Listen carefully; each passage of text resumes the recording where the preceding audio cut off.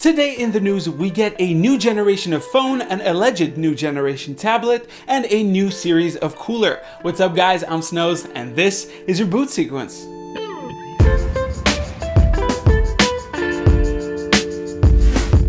Before we start, let me tell you about Memory Express, the first boot sequence sponsor. They're based here in Canada and offer a complete price beat guarantee, not to mention their stores in Calgary, Winnipeg, and Vancouver, which are a great place to try out all of the latest peripherals for yourself before you buy them. Check out their online shop in the link below, and thanks again, Memory Express.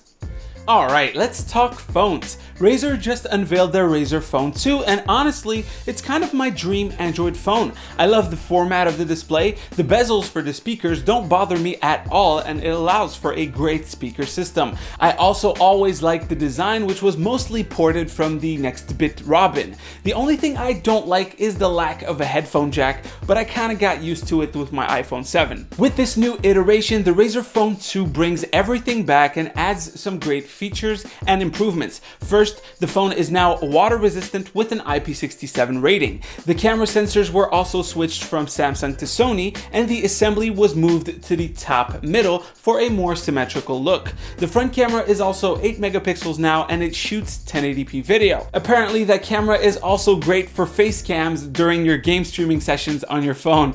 The back of the phone is now glass, and it allows for wireless charging. Their satin black finish version on the back looks really nice. The internals were just updated to the newest standards like Snapdragon 845, 8 gigabytes of RAM, and everything else every flagship has nowadays. The only feature I didn't think was absolutely needed was the RGB logo, but hey, sometimes you need to do some fan service. It launches at about $100 more than the original at $799, which is still expensive, but you do get more out of this than the Pixel 3 thanks to like the 120Hz LCD, which was also updated to be up to 50% brighter and more accurate for a better experience. I do have to say that Google has an edge when it comes to the software though. I was a little disappointed that the Razer Phone didn't come with Android 9, but hey, what are you gonna do? So what are your thoughts on it? Still too expensive for a flagship device? Let me know down below. Let's move on to In Case You Didn't Know. Some iPad Pro leaks have surfaced, and that new device looks different. First is the format of the unit. Apparently, this new iPad will not make use of a home button, allowing for either a smaller device or overall a bigger screen within the current frame. This doesn't mean that the device won't have a bezel though, since no home buttons does mean the use of Face ID. It looks like instead of just a notch, the bezel will be big enough to include all of the cameras and sensors necessary to make it work. Can you imagine an iPad with a notch? Damn, that would be ugly. USB-C is also on the table, which would make it the first Apple device to run iOS with this type of connection. Apparently, it will feature a display connection through USB-C for 4K HDR. The new device could be revealed during an October event, so stay tuned for the updates. Then we have Sony, which will officially allow PSN name changes. Finally, I mean, it seems like Sony is always late to the party on some of these simple things. The feature will start with a round of beta testers and should be available next year. Name changes, like in a lot of other games or services, will be free for the first change and cost $10 for the following ones. $5 if you have a PS Plus subscription. If you're a part of the beta testing, just note that some games might not support the name change because of the way PSN manages them. You can also choose to display your old name alongside the new one, but if you do that, you won't be able to revert back to just showing your new name. It's finicky, but it's mostly like that for the beta test only. Once all of the testing is done, will you switch your PSN name? Let me know down below. I'd love to know. By the way, the PlayStation Classic is up for pre-order now, and it will be available on the 3rd of December. Just thought I'd let you guys know if you want to buy one.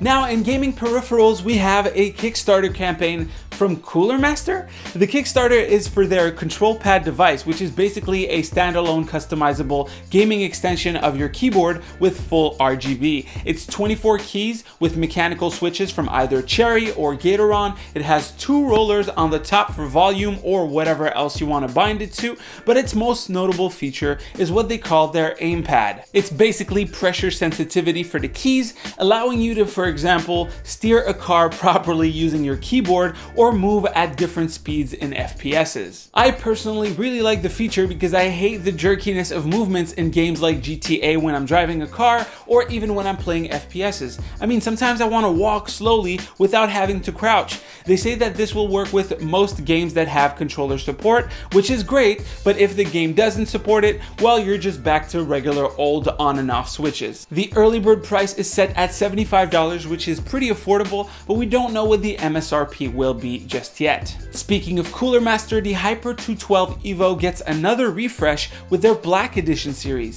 They will be available this month, one with an RGB fan and the other with a standard black fan. What I like about this refresh is the new top plate. I mean, brushed aluminum and those pipe caps makes it look pretty sweet. The non-RGB version will be $35 US, while the RGB version will sport a $10 premium. Honestly, I'd splurge the extra $10 over the regular Hyper 212 to get that sweet black finish. The fan is different though, so I'd wait to make sure that it's as good as its older brother. I hope somebody's gonna test it. Dimitri Eber, I'm gonna put you on that. And that concludes today's video. Hopefully you've enjoyed. Don't forget to give a little visit to our friends over at Memory Express. Click right here to see the latest video and right here to subscribe to the channel. It would be greatly appreciated. I don't know what it is today, but I can't seem to read from the teleprompter. All right, guys, take care, stay frosty, and I'll see you on the next one.